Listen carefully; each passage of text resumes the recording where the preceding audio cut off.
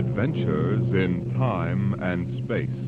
Transcribed in future tense. Dimension X.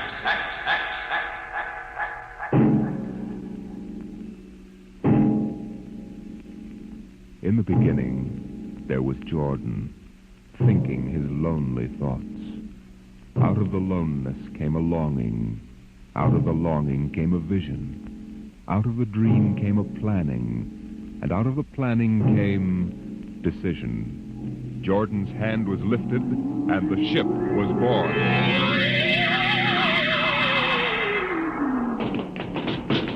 You, look out! Are you all right? Yes, it missed me. What was it? A mutant with a slingshot. I think it dashed down that passageway. You want to go after it? We'd never catch it, Alan. It's probably 12 decks above us by now. I didn't think they ever came down this far. Patrols usually get them before they reach this level. They get more daring with each generation. This one looked like a female. Male or female, it might have killed us. I told you this trip was pure foolishness. Climbing 24 deck levels to hear a crazy old man rave.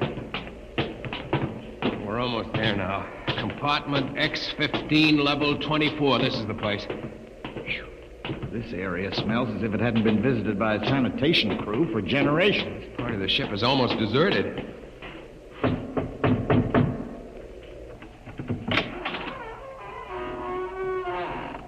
Yes?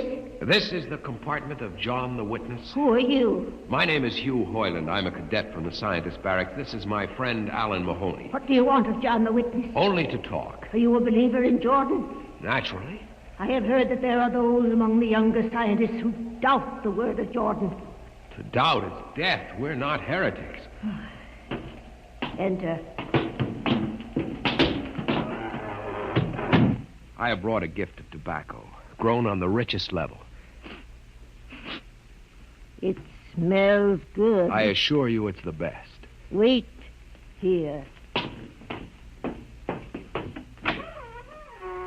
What a rat's nest. Shh.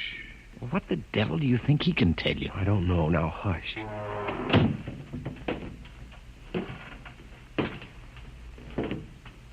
Well? You are John the Witness? I am. Good eating to you. I am Hugh Hoyland. This is my friend, Alan Mahoney. What brings a gentleman of the scientist class to my humble apartment? I have heard that you and your parents before you have long been keepers of the legend of the ship. Since Jordan gave the word. I am anxious to hear the word as Jordan spoke it. Why? You see, among the young scientists, there have been some who talk against the word. There are regulations against such heresy? Some of them say the ship has no purpose. They say that we're here accidentally.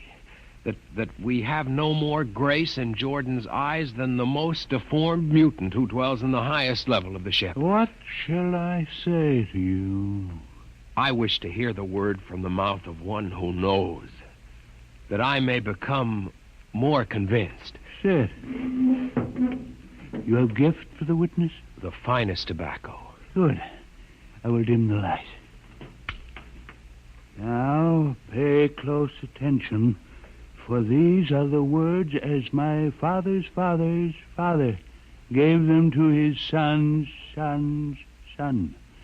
This is how the ship came into being, how our people were created.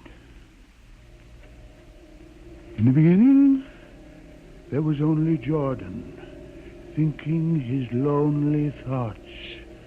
In the beginning, there was darkness, formless and dead. Out of the loneness came a longing. Out of the longing came a vision. Out of the dream came a planning. And out of the planning came decision. Jordan's hand was lifted, and the ship was born.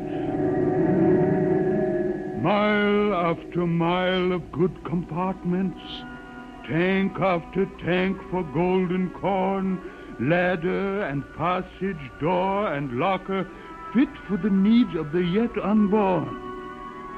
He looked on his work and found it pleasing, meet for a race that was yet to be. He thought of man, and man came into being. Then Jordan checked his thought and searched for a key. Man untamed would shame his maker. Man unruled would spoil the plan. So Jordan made the regulations, some to speak and some to listen.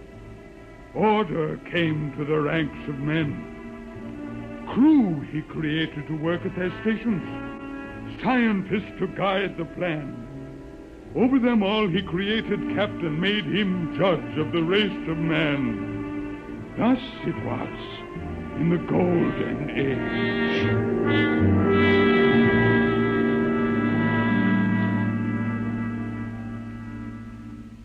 These are the true words? As my father's father taught them. But what of the strange beast-like people on the upper levels of the ship? Surely Jordan did not create them. Jordan is perfect. All below him lack perfection. You have heard of the legend of Huff? I have heard that he mutinied against Jordan. Darkness swallowed the ways of virtue. Sin prevailed upon the ship. And before wisdom prevailed and the bodies of Huff and his followers were fed into the converter, some of the rebels escaped and lived to father the mutants. They are tainted with the sins of their fathers. One more question, witness. Speak. What is the ship? The ship is a great sphere, 25 kilometers wide and 100 levels deep. I know that, but what about the upper levels? The regulations forbid us to venture into the upper levels, but it is said that beyond the levels of the mutants lies the forbidden place where Jordan's spirit prevails. So I've heard. But something troubles me. Something which prompted my coming here. Yes, my son. What lies beyond the ship? What? What lies beyond the ship? This is heresy. Answer me. I will not permit such talk. The ship is complete. The ship is universal. The ship is everywhere. The ship is endless. Your mutterings are those of a frightened old man. They answer nothing. You question the word? I think you lie. Hear me, Mr. Highland. For what you have already said, I can have your body fed to the converter, your soul launched on the endless trip. You threaten me. Hugh, for Jordan's sake. You think I fear this dried fig of a man? Hugh, sir, my friend is impetuous. He doesn't understand. I might be persuaded to forget a substantial gift. You pig. Hugh. Come on, Alan. The sight of this so-called holy man offends me. No, you shall not leave. Look, don't try to frighten me with a gun, old man. Remain where you are, heretic. I warn you, put down the gun. No, no closer. Drop it. Very well, then. Death to the heretic. Alan, get him!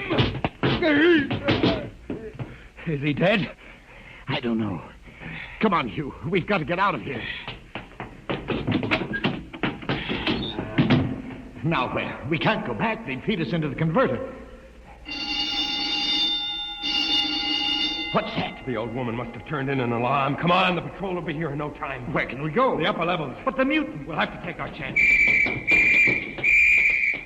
Listen, that's the patrol we've got to climb. There's a hatchway. Down the corridor. Quickly. Halt! Halt, we fire! The ladder.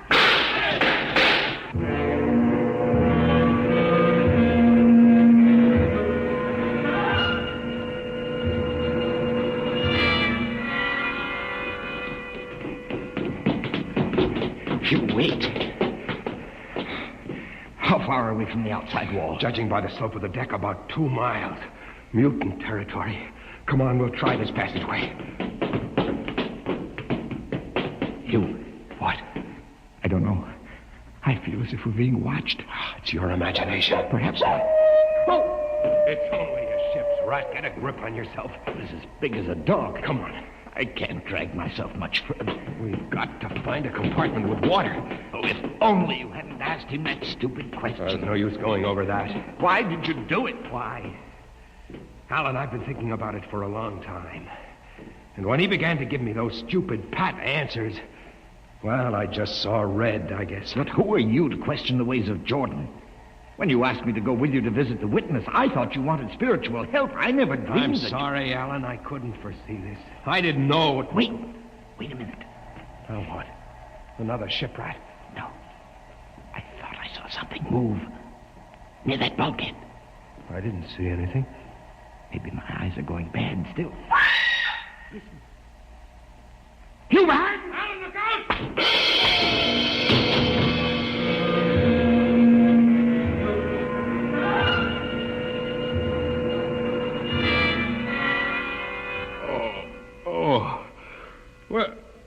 Where am I? What are you? Get away from me! Alan! Alan! Look out for that knife! Stay away from me! Alan! Alan! Don't kill him, Bobo. Not yet. Who are you? You must forgive my friend Bobo. Like so many of my people, he's rather impetuous where members of the so-called super race are concerned. Who are you? What place is this? As you can guess from my leg, I'm a mutant. Where is Alan? Your friend is dead. I was not able to restrain my people in time to save him. Why don't you destroy me and get it over with? We do not kill for pleasure, Mr. Hoyland, only when necessary. You know my name? I read your identification tag. Who are you? Mutants can't read. My name is Gregory. I'm a leader of my people. Although we are unfortunate in our heredity, Mr. Hoyland, many of us are quite intelligent. Why do you live like animals? We would rather live like free animals than like regimented slaves, as you do. I've heard that you practice cannibalism. Undoubtedly, you hear many things about us. We raise our own cattle on the upper levels, and those of our people who choose to farm raise enough crops for our small population. You turn your head. Why?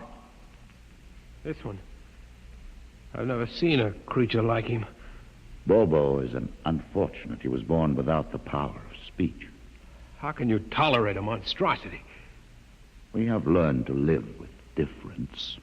If we began to destroy our imperfects as you do on the lower levels, there would soon be no one left. It violates the regulations. The word of Jordan You know, states... Mr. Hoyland, your people are really primitive and barbaric. You dare say that to me? I dare say a good deal more. Let us go to my compartment and speak further. I'm always interested in information of the lower levels. I won't give you any information. Bobo, I want Mr. Hoyland in my cabin, please. I advise you to go quietly, Mr. Hoyland. Bobo has a hatred of superior beings, which is unfortunate, but quite understandable. Proceed.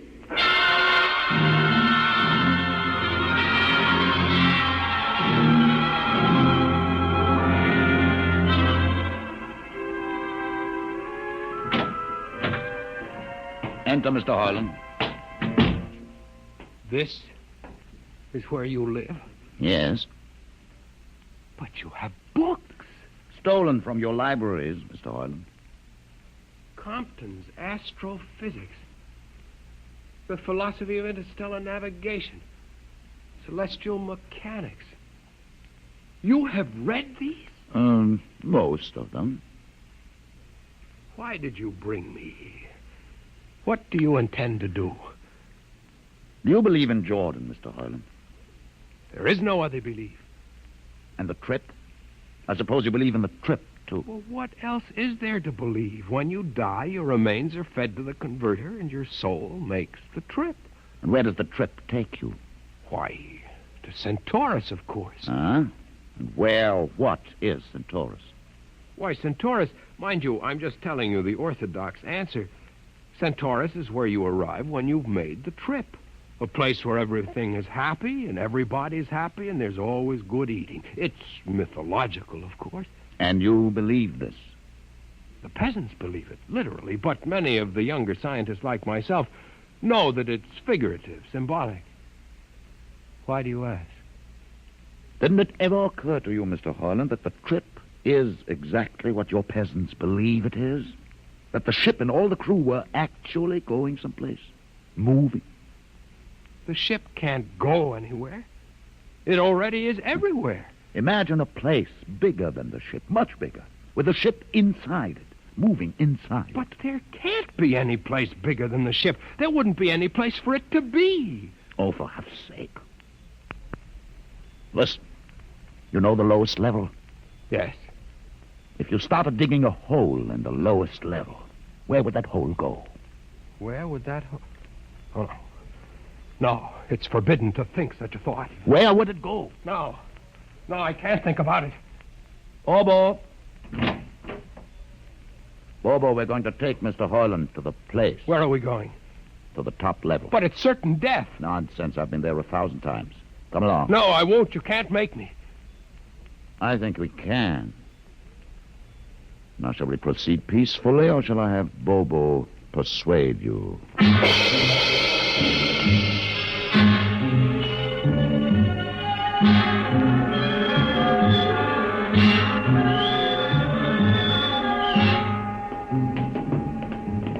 Open the door, Bobo. Inside.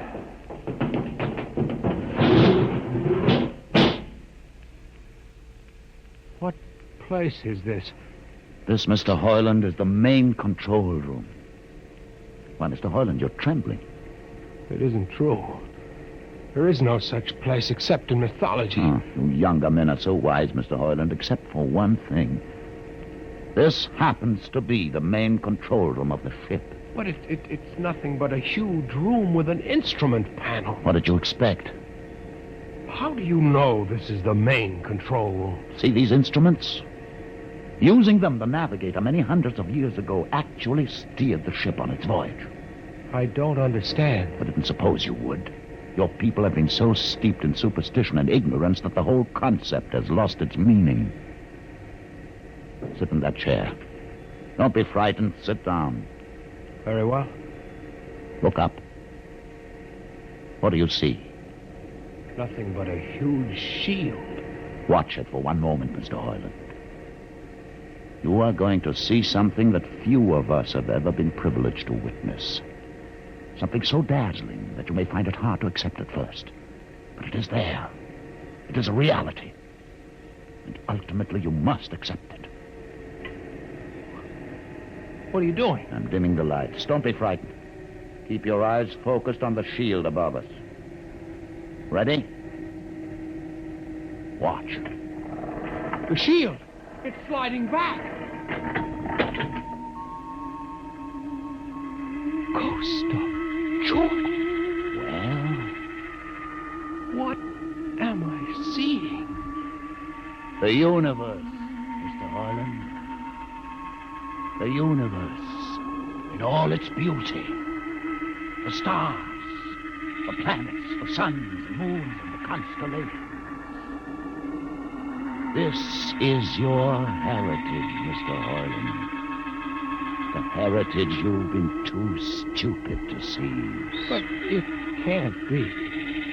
The ship is the universe. There is nothing but the ship. Ah, but there it is. You see it before your eyes, spread out like a canopy of glory. Do you still deny it? Answer me, Mr. Hoyland. Do you deny it? No, I can't. They lied. They lied to us.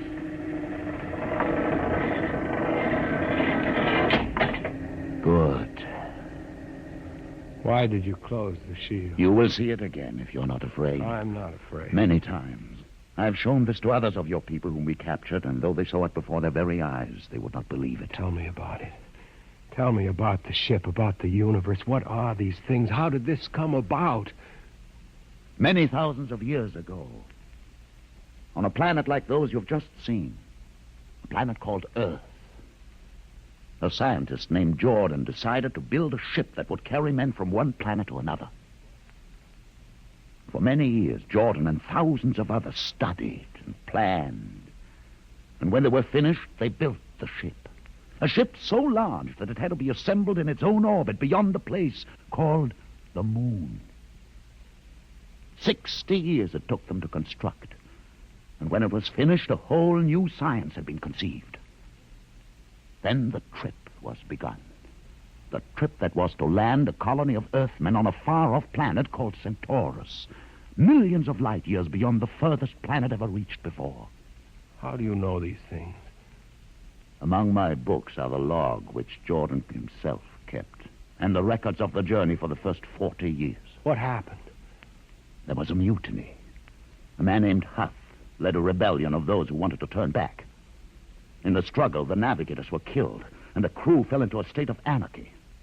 In the years to follow, small groups of men tried to organize the ship for navigation, and each time they failed.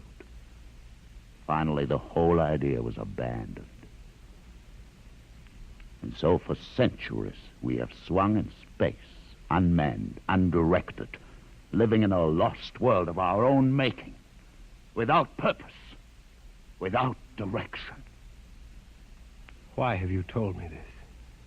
Why have you brought me here? You could have killed me. Can you guess? No. No, I can't. Unless... But it would be too fantastic. Well? You want to finish the trip. Yes, that's it. What would it take to do it? A miracle, almost. The crew would have to be trained. Many people, each skilled in a certain duty. Couldn't you train your own people? We are too few.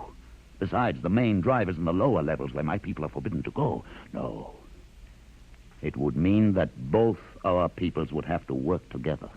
Our differences encouraged rather than denied. It can be done. You showed me. You can show others. I can show them. Can you? I'll see the captain himself. I have an uncle on the central board. I'll tell him what I've seen here. And do you think he'll believe you? Send one of your people with me. That's asking a good deal. I'm risking a good deal by going back. Very well.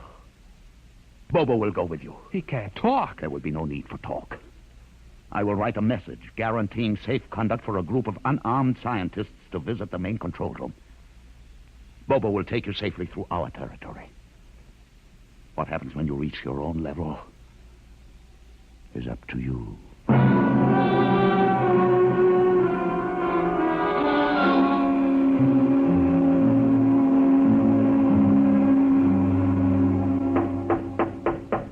One moment. Yes, what you... Quick, Uncle, let us in. But this mutant... He's harmless, please. No. What is this? You're wanted I know for... all about that. Listen, Uncle, I must see the captain. The captain? Are you mad? You're a council member. You can get me to see him. They'll kill you. You're wanted for heresy. I don't care. I must speak with the captain. You're close to him. You can arrange it. I don't understand why... Uncle, listen to me. The ship is moving. I can prove it. Do you understand? There is a purpose in the ship.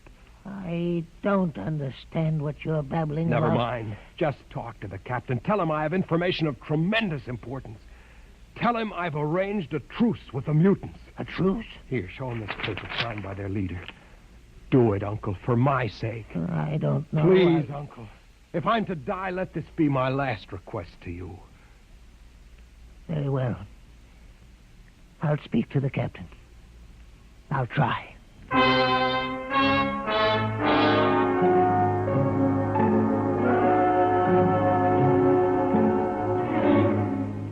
And you say, Mr. Heinlein, that you saw this with your own eyes? I swear it, Captain. I swear it on the word of Jordan. Let me see that paper again.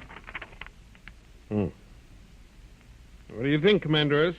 I don't know, sir. It might be a trick. I guarantee you safe conduct. If these things are as Mr. Heinlein reports them, it would pay to risk a few lives. The man is a convicted heretic. Still, we mustn't discount his word entirely. He has a safe conduct. The mutant risked its life coming with him. I think we might investigate. You will do it? I'll have an expedition outfitted. Dismissed, Mr. Heinlein. Thank you, sir. Thank you.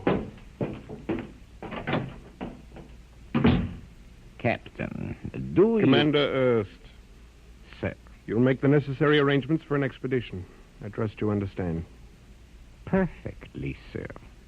Perfectly.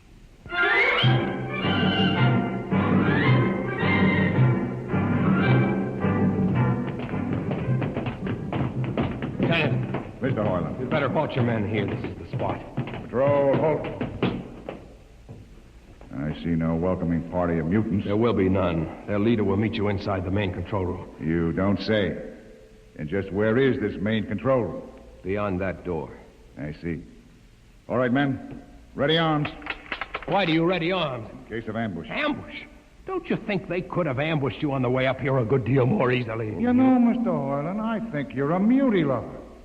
They have a place in the converter for that kind. Lieutenant, are you mad? No, Mr. Hoyland. But most certainly you are. To think that we could be lured up here to be slaughtered with a fantastic story about some mythical control room. Guns ready, sir. Lieutenant, I warn you, these people have acted in good faith. If you break that faith your now... mutants to open the control room, Mr. Hoyland. No, not until those guns are dismounted. As leader of this expedition, I order you to call them. I refuse. You cannot do this thing. This is no way to keep a truce. Very well, if you refuse. Oh, there! Mutant! Come out! For Jordan's sake, Lieutenant. Too quiet for comfort. Mutant! Open the door! Please, Jordan, don't let anything happen. Please don't. It's opening. Ready, men. Someone's coming out. Look at his leg. Horrible. Steady. He's walking toward us. I can't stand this. Look out! Gregory! No! You fools! You've killed him! Here come the rest of them. Fire!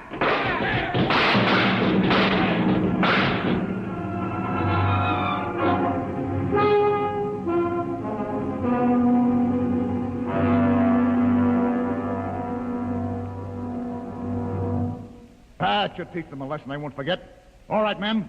Inside the room. Hoyland, you're under arrest as a conspirator in this ambush. Ambush, you fool, you blind, stupid fool. That'll be enough. Have you been inside this place before? Yes. What's all this machinery? These are the controls he would have used to steer the ship. He's gone out of his mind, Lieutenant. Steer the ship? Who? The leader. The one you killed. This ugly mutant? This ugly mutant happened to be a man of true greatness. You're mad. Am I? This man had a vision which could have saved you, but you chose to kill him because you couldn't stand the sight of his difference from you. I'll not listen to these ravings. Close your ears. Shut your minds against the conscience that tells you it's wrong to kill. That tells you that your need to be arrogant only proves your inadequacy to yourself. Shut him up. Don't listen to him, man. You can't shut your ears. My words sting you. You cannot shut your mind. And you cannot shut your eyes. Don't do this! The roof. It's moving back. Look. Let the vision of this confound your ignorance and blind your eyes. This is the heritage you tried to stifle in your own breasts. This is the heritage of stars and open skies for which men have yearned for centuries. Try to destroy this, and you will only destroy yourselves. Death to the heretic. Kill me if you choose. But I say to you that this you cannot keep from our people, that they will seek it out, and the ship will be manned, and the ship will be steered, and there will be freedom and purpose and respect for ourselves. This is your heritage. Look upon the universe. Kill him! Kill him! Kill him!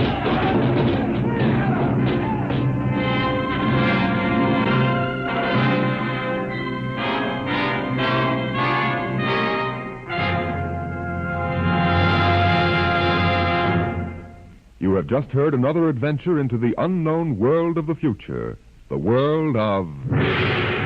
Dimension X.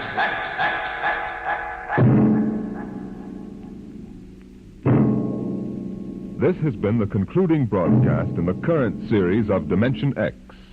If you are interested in the continuation of this series, please write and tell us so. Your ideas and suggestions will be given the most thoughtful consideration in determining the future of this program. Just drop a letter or postcard to Dimension X, care of NBC, Radio City, New York. Today, Dimension X is transcribed Universe, written for radio by George Lefferts and based on a story by Robert Heinlein. Featured in the cast were Mason Adams as Hugh and Peter Capell as Gregory. Your host was Norman Rose. Music by Bert Berman. Engineer Bill Chambers.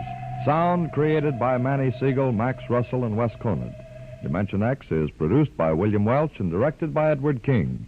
Ed Archie Gardner tangles with Tallulah Bankhead on The Big Show.